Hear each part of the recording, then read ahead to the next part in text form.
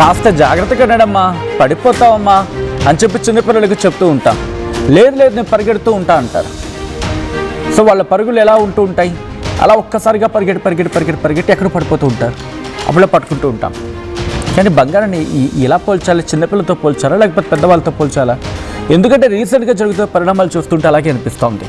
ఎందుకంటే పరిగెట్టి ఒక్కసారిగా బ్రేక్ కొట్టింది. ఇది బంగారానికి సంబంధించి ప్రస్తుతం మాట్లాడుకుంటే భారీగా బంగారం తగ్గిపోయింది, బంగారం ధర తగ్గిపోయింది, వెండి కూడా అలాగే తగ్గింది. స్టాక్ మార్కెట్లో తీవ్ర ఒడిదుడుకులతో తగ్గిపోయాయి రేట్లు. 11 ఏళ్లలో ఒక్క రోజులో భారీగా బంగారం వెండిపోయి, ఇన్ఫ్యాక్ట్ బంగారం వెండి ధరలు పడిపోవడం 11 ఇయర్స్లో for the very first time. 11 ఏళ్ళలో ఒక్క రోజులో, అంటే ఈ 11 ఏళ్ళలో ఒక్క రోజులో ఇంతలా భారీగా రేట్లు పడిపోవడం బంగారం కావచ్చు, వెండి విషయంలో కావచ్చు, ఇదే ఫస్ట్ టైం. 2 రోజుల్లోనే బంగారం ఏకంగా 20,000, వెండి దాదాపు ₹1,00,000 తగ్గిపోయింది. హైదరాబాద్లో కిలో వెండి ధర ఇప్పుడు 2,85,156 ఉంటే 24 క్యారెట్ల తులం బంగారం ధర 1,59,867. అఫ్కోర్స్ గత కొద్ది రోజులతో పోల్చుకుంటే ఇది ఎక్కువే, బట్ రీసెంట్గా పెరిగిన పరిణామాలతో పోల్చుకుంటే ఎక్కడ 2 లక్షలకు వెళ్ళిపోతుందని చెప్పి మాట్లాడుకున్న రోజుల్లో ఇప్పుడు 1,59,867 అంటే కనుక అర్థం చేసుకోవచ్చు. అయితే బంగారం ధర మరింత తగ్గుతుంది అంటూ కూడా విశ్లేషకులు చెప్తున్నమాట. బట్ హూ నోస్, బట్ దీని వెనకాల వినిపిస్తున్న కారణాలు ఇంకా అనేకం ఉన్నాయి. దాని గురించి కూడా డీటెయిల్గా మాట్లాడుకునే ప్రయత్నం చేద్దాం. బంగారం అంటే చాలు, అఫ్కోర్స్ తెలుగు వాళ్ళకే కాదు, ఇటు భారతదేశ వ్యాప్తంగా అండ్ ప్రపంచవ్యాప్తంగా, ఇంకా చెప్పాలంటే దేశాధినేతలు కూడా ఎక్కువగా మక్కువ చూపిస్తూ ఉంటారు. ఎందుకంటే మనకందరికీ తెలిసిందే బంగారం అఫ్కోర్స్ ఎవరికి తక్కువ కాదు.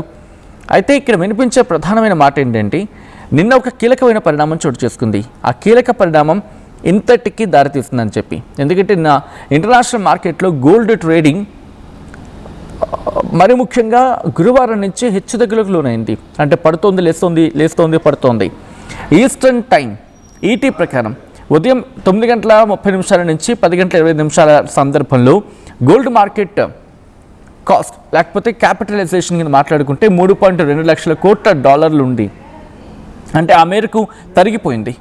అంటే సగటున నిమిషానికి 5,800 కోట్ల రూపాయల డాలర్లు, అంటే 5,33,000 కోట్ల డాలర్లు, లేకపోతే 5,33,000 కోట్లు. అబ్బో, చెప్పాలంటేనే ఆ నెంబర్ చాలా హ్యూజ్గా అనిపిస్తుంది కదా. సో ఆ మేరకు కరిగిపోయింది. Global capital markets commentary platform the Kobeissi letter తన ఎక్స్లో పోస్ట్ చేసింది. ఆ తర్వాత ఉదయం 10:30 ప్రాంతంలో, సాయంత్రం 4 గంటల మధ్యకాలంలో గోల్డ్ మార్కెట్ క్యాప్ గురించి మాట్లాడుకుంటే మళ్ళీ 2.3 లక్షల కోట్ల డాలర్లు, అంటే 211.44 లక్షల కోట్లు పెరిగింది. ఎంత? 211.44 లక్షల కోట్లు. అంటే అర్థం చేసుకోవచ్చు ఈత గీసుకుంటూ వెళ్ళిపోతే ఎన్ని సున్నాలు వస్తాయనేది. అంటే 6.5 గంటలు, అంటే దాదాపు 6.5 గంటల్లో గోల్డ్ మార్కెట్ క్యాపిటలైజేషన్ 5.5 లక్షల కోట్ల డాలర్ల శ్రేణులు అలా ఫ్లక్చువేట్ అవుతూ, ప్రపంచ క్రిప్టో కరెన్సీ బిట్కాయిన్ గురించి మాట్లాడుకుంటే, ప్రముఖ క్రిప్టో కరెన్సీ బిట్కాయిన్ ఆ మార్కెట్ క్యాప్తో పోలిస్తే 3 రెట్లు అని చెప్పి కొబేసి లెటర్ పేర్కొంది. అంతేకాదు, గోల్డ్ మార్కెట్ హిస్టరీలోని ఇది అతిపెద్ద ఒక రోజులో ఊగిసలాట అంటూ కూడా మాట్లాడుకొచ్చింది. 2008 ఆర్థిక సంక్షోభం సమయంలో గోల్డ్ ఈ స్థాయిలో ఒడిదుడుకుల్ని ఎదుర్కొంది, అంటే ఒడిదుడుకులకు లోను కాలేదు అంటూ కూడా పోస్టులో ప్రస్తావించింది. అసలు ఏం జరిగింది అనేది ఒకసారి మాట్లాడుకునే ప్రయత్నం చేద్దాం.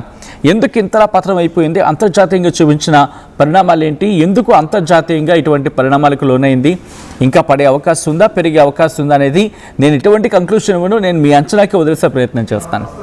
అఫ్కోర్స్ అగ్రరాజ్యం తీసుకున్న నిర్ణయాలే ఇంతటి ప్రభావానికి కారణమవుతూ ఉంటాయి. అసలు ఇంతకీ అగ్రరాజ్యం తీసుకున్న నిర్ణయం ఏంటి, అగ్రరాజ్య అధ్యక్షుడిగా అంటే ట్రంప్ తీసుకున్న నిర్ణయం ఏంటి, దీని గురించి మాట్లాడుకుందాం.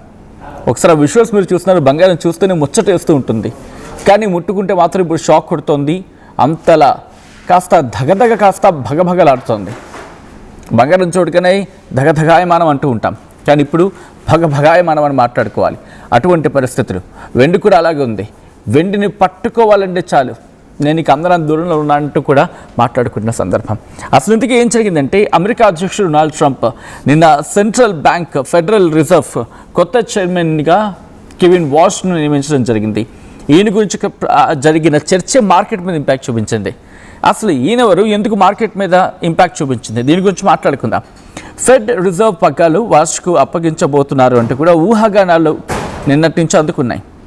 సో ఈ ఊహాగాన నేపథ్యంలో ఇంటర్నేషనల్ మార్కెట్లు ఫ్రైడే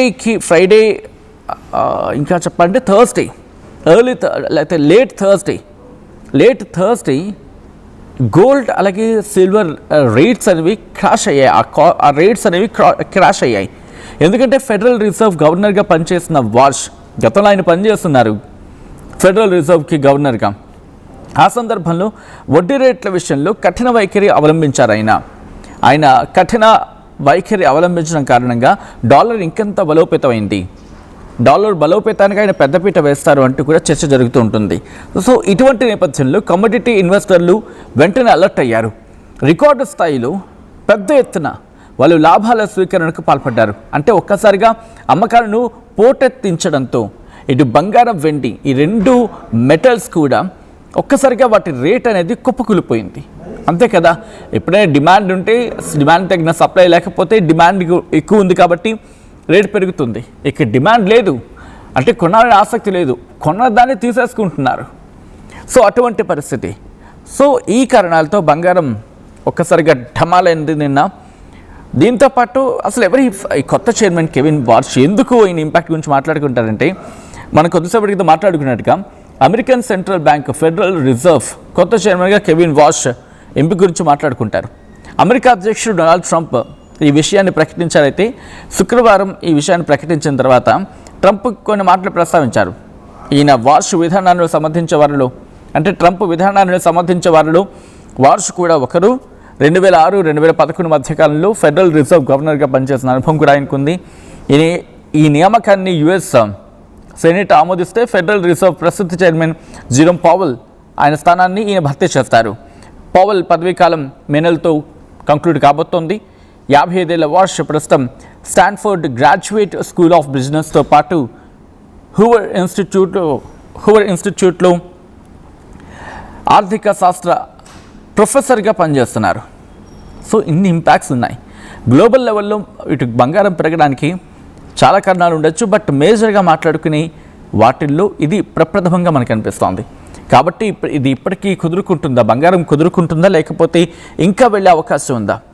దాంతోపాటు ఇంకా ఎటువంటి పరిణామాలు? ఎందుకంటే మీరు గమనిస్తే ఇరాన్ విషయంలో అమెరికా ఎక్కడ కూడా అంటే ఫైటింగ్కి వెళ్ళేలా, అంటే యుద్ధానికి దిగేలా, విధంగా చెప్పాలంటే వార్కి వెళ్ళేలా పరిస్థితులు కనిపించట్లేదు. కాబట్టి ఇప్పటి వరకు బంగారం నార్మల్గా ఉంది. ఒకవేళ ఆ యుద్ధం లాంటి పరిస్థితులు వస్తే కనుక అది ఇంపాక్ట్ చూపించే అవకాశం ఉంటుంది. అటువంటి పరిస్థితుల్లో అప్పుడు మళ్ళీ బంగారం విషయంలో కాస్త ఫ్లక్చువేషన్స్ వచ్చే అవకాశం ఉంటుందంటూ కూడా వినిపిస్తుంది. ఎందుకంటే ఎప్పుడైతే అస్థిరత ఉంటుందో, ఇది కామన్ థింగ్ కదా, ఎప్పుడైతే మన ఇంట్లో పరిస్థితులు కాస్త మన భవిష్యత్తులో ఊహించుకునే సందర్భంలో కాస్త ఒడిదుడుకులు ఎదుర్కొంటామని చెప్పి అనుకున్న క్రమంలో అప్పుడు మన దగ్గర ఉన్న డబ్బుని సేవ్ చేసుకోవాలి అనిపించినప్పుడు వెంటనే ఏం చేస్తాం, బంగారం మీదో లేకపోతే బ్యాంకులో డబ్బులు పెట్టడమో, అంటే బ్యాంకులో ఇన్వెస్ట్ చేయడమో, లేకపోతే భూమి మీద పెట్టడమో, బంగారం మీద పెట్టడం చేస్తూ ఉంటాం. భూమి మీద పెట్టాలంటే అది రేట్ ఎక్కువగా ఉంటుంది కాబట్టి ఉన్నప్పుడు తీసుకోవాల్సింది. బట్ అటు కాదు ఇటు కాదు, కాస్త కొంత మొత్తంలో ఉంది, ఒక వేలలోనే ఉంది అనుకున్నప్పుడు బంగారం మీదకి వెళుతుంది మనసు ఎవరికైనా. మరి ముఖ్యంగా మహిళలకైతే అది ఆర్నమెంట్స్ రూపంలో ఉంటే ఆర్నమెంట్లో ఉంటుంది, లేకపోతే ఒక చిన్న బార్ లాంటిది తీసుకుంటే కనుక ఇంట్లో ఉంటుంది, అంటే చిన్న ముక్క కనుక తీసుకుంటే ఇంట్లో ఉంటుంది అని చెప్పి ఈ క్యాలిక్యులేషన్స్ మీద వెళ్తూ ఉంటారు. సో అటువంటి వాళ్ళకి ప్రస్తుతం ఇది గుడ్ న్యూస్ కిందే చెప్పుకోవాలి. ఎందుకంటే కొనేవాళ్ళకి బహుశా ఇది ఒక good kind of news. Of course పూర్తి స్థాయిలో కాదు, ఎందుకంటే 1,00,000 వెళ్తేనే గొప్ప అనుకున్నది ఇప్పుడు 2 లక్షలు తాకబోతోంది. దట్టు 1,50,000 అయిపోయింది, 50-60 అయిపోయింది ఏకంగా. కాబట్టి బంగారం గురించి మాట్లాడుకునే పరిస్థితి ఉంది. మరి మీరేమనుకుంటున్నారు? బంగారం ధర తగ్గే అవకాశం ఉందా, లేకపోతే ఇంకా కంటిన్యూ కాబోతుంది అనుకుంటున్నారా? ఒకవేళ అయితే ఎందుకు మాట్లాడే ప్రయత్నం చేయండి, కామెంట్ చేసే ప్రయత్నం చేయండి. ఒకసారి ఆ విజువల్స్ చూద్దాం. ఇప్పుడు యాక్చువల్లీ మనం చూడొచ్చు నిన్నటికి ఈ రోజుకి చాలా తేడా ఉంది రేట్స్లో కూడా. ఎన్డి అనేది మీరు చెప్పినట్టు 420 ఎన్డి ఈరోజు 360కి వచ్చింది పర్ కేజీ వచ్చేసి. సో కరెక్షన్ అనేది ఉంది మార్కెట్లో. జియో పొలిటికల్ కొన్ని రీజన్స్ వల్ల ఇంకా ఒక 20,000 to 30,000 తగ్గే ఛాన్సెస్ ఉన్నాయి. ఎన్డీలు కానీ బంగారంలో కూడా కానీ మీరు చూడొచ్చు ఇంకా 5-6 వేలు తగ్గే ఛాన్సెస్ ఉన్నాయి. కానీ తగ్గుతుందని జనాలు ఇంకా తగ్గడం కోసం వెయిట్ చేయకండి. మ్యాక్సిమం ఎంత అయితే మీరు డైలీ అలా స్తోమత బట్టి 1 గ్రామ్ 2 గ్రామ్స్ 3 గ్రామ్స్ దాన్ని కలెక్ట్ చేసుకుంటే ఉండండి, పర్చేజ్ చేస్తే ఉండండి. ఎందుకంటే ఫ్యూచర్లో ఇది ఇంకా పెరుగుతుందని మొత్తం ఇన్ఫర్మేషన్ జియోపొలిటికల్ కండిషన్స్ అనేది బాగాలేవు, ఇంకా 100% మళ్ళీ రీబ్యాక్ అవుతుంది ఇది. ఇప్పుడు తగ్గడానికి రీజన్స్ అంటే మీరు చూడొచ్చు ఎన్డి అనేది 35,000 రూపీస్ పర్ కేజీ ఉండే ఒక 3 years బ్యాక్. అక్కడి నుంచి ఇంత పెద్ద ప్రయాణం 4,25,000 వరకు వచ్చింది. సో ఎవరైతే దీనిలో ఇన్వెస్ట్ చేశారో పెద్ద పెద్ద నివేశకులు వాళ్ళు ప్రాఫిట్ బుకింగ్ అనేది చేసుకున్నారు. దానివల్ల చాలామంది ఈ ఎగ్జిట్ అయ్యే వల్ల ఈ కమాడిటీస్లో సిల్వర్ బార్స్ ఎవరైతే పర్చేజ్ చేసి ఈ ప్రాఫిట్ బుకింగ్ చేసి ఎగ్జిట్ అయ్యారో దానివల్ల ఈ రేట్స్ అనేది చాలా పడిపోయినాయి. ప్లస్ జియోపొలిటికల్ కండిషన్స్ కూడా ఉన్నాయి దాని వెనకాల. మీరు